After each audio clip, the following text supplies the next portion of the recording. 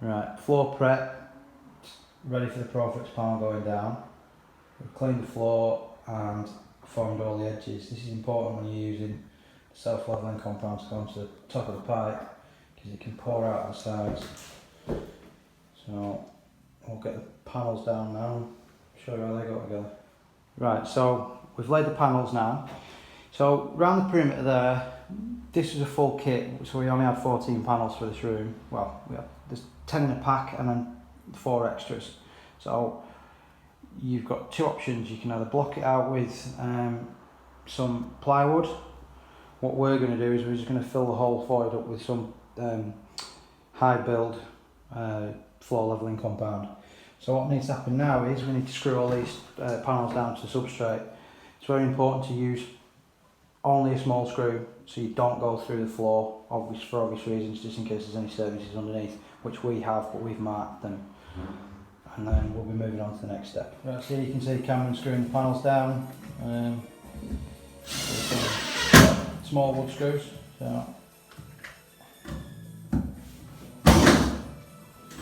panel screwed down now, and we've cleaned the edges up. So a little tip: work out where you're coming up and coming back down. So when you start meandering back, you don't run into any problems. So that's our last one out there, all the way down there and then around the back of the toilet and back out to the manifold. Right, we'll get the pipe in and we'll show you what that looks like. All the pipe pressed into the tray now. Obviously we've missed a bit out of the toilet, which is there.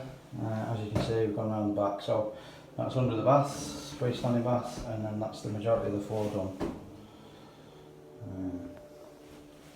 So we've gone through there. We just need to tidy that up in a second once we've connected the manifold, and we'll do that. So we've connected the return side of the underfloor loop, and what we're going to do now is we're going to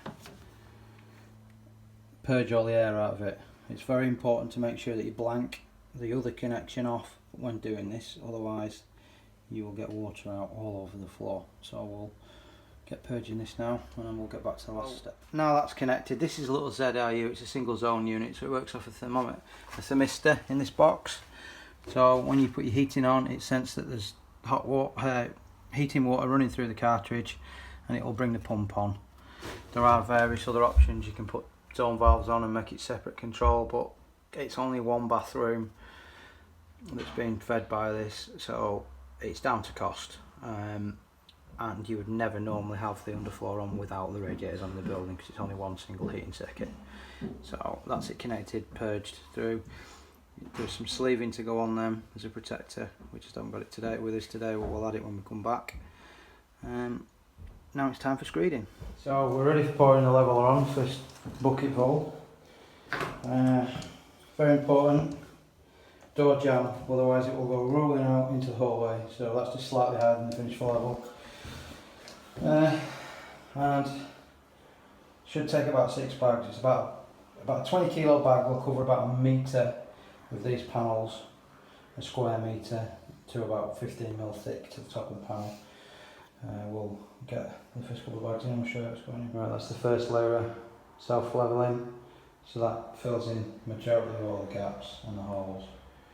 So what happens now is we'll give it one more coat, and this is dry, and then it's a finished floor to take tiles, candy, carpet, anything you want really. This is going to be bathroom floor, so it's again tiled.